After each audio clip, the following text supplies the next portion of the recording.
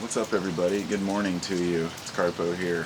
I just was going through my comments on YouTube, and I came across this one where somebody said that I can't remember how he put it, but he used the term tobacco science. He says, I've always been able to see through tobacco science, and I'd never heard that terminology before.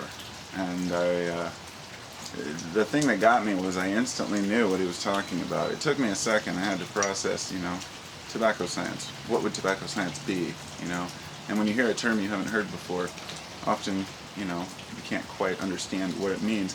That one was really obvious, and it got me thinking about tobacco science. And for those of you who haven't, you know, it's science that's biased or predisposed to give certain evidences in order to favor a particular company or idea or product.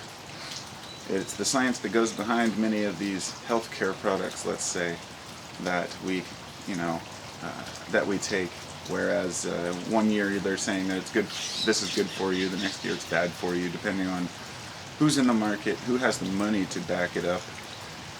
If there's a product out on the market and a company has billions of dollars, backing these products. Let's say Kraft releases some new mac and cheese with something in it that turns out to be perhaps harmful. They can put out tobacco science, if you will, to show that these things are safe. And this is something that's been going on since man has had established society. People have been trying to sell. It's just like the peddler trying to sell you something you don't need, or trying to sell you something that might harm you. There's a few different ways to look at it, I guess, but by trying to convince you of some of the more positive attributes of something, even though it may be detrimental long term. Anyway, I personally, I see through tobacco science as well, but it takes a conscious effort. When you hear about a study that comes out on something in particular, even if that study shows that something might be useful or beneficial, and your heart's telling you that no, something's not right, well, you need to think about that deeper, because I think that we inherently know many of the things that are harmful to us. But let's say sometimes it's not even harm. It might not even be a product that we consume. It could be, if you want to take it to the other extent, this wouldn't be tobacco science, I guess. This would be more like telling people what they need. The way that society has programmed people to believe that they really need a cell phone to survive. That we really have to have an internet connection to make our lives work, that we have to dress a certain way. One of the most classic examples is the way that children are brought up to believe that the most important thing in life is to have a career, with some status, or to have control in your life over life itself, I guess. And that's the biggest fraud to me, is the idea that we have to have control over our lives, because that's just not possible. We can have control over our actions to an extent, but having control over our where we end up as far as in the realm of status. And what happens is people are trained by their parents and their peers to find a career they want, to find something that's important, to make a difference in the world. And then when they get to the point where it's time to do that, and they can't find a career that they enjoy, or they can't find a line of work that's something that they like, they get depressed. Depression that often leads to even suicide over losing a job, let's say. And it's not the loss of the job, it's the loss of that status, which we've been told is so important. I know that seems a little off subject from the original tobacco idea, but as far as the sciences behind the things that we consume, um, one can look at tobacco and know that it's not safe. Let me use a really good example to finish this off. Marijuana, okay? I grew up smoking pot since I was about 14, and so it's been about 23 years now. And during that whole time, ever since I was a kid, I've known that smoking pot is bad for your lungs, to an extent, especially if it's overdone. And all the studies over the years by stoners were done to show, this was cannabis science, to show that, actually, and this is true, it does help the cilia in your lungs, it helps to open airways. And cannabis smoke may be useful in combating certain types of asthma.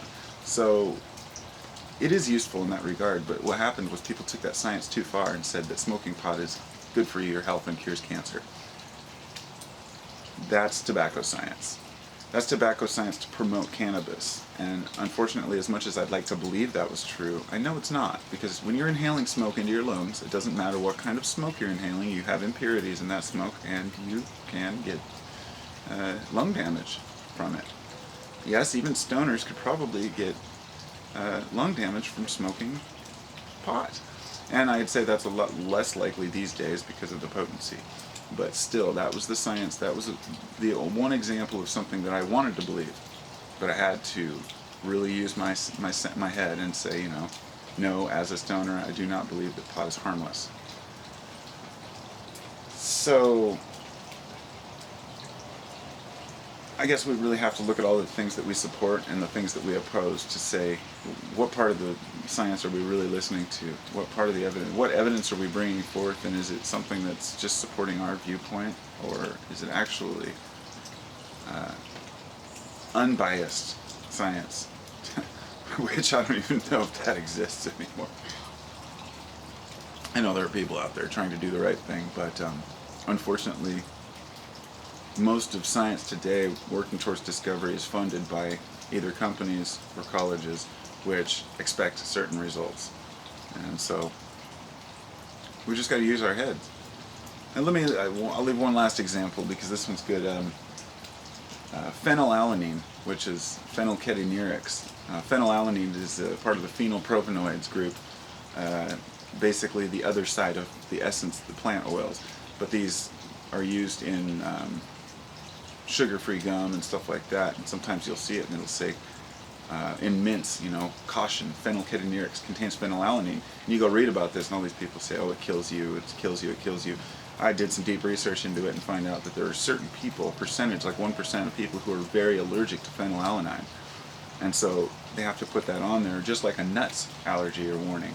But there's all these people screaming, oh no, it's like aspartame, it kills you, it rots your body, it destroys you, and there's really no evidence for that. So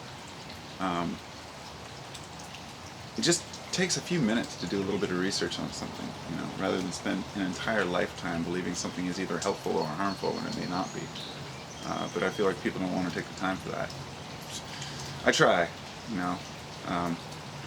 if you're a consumer of a particular substance, let's say you're something you might know is bad, you might be less likely to look it up to see if it is bad, just because you don't want to confirm it.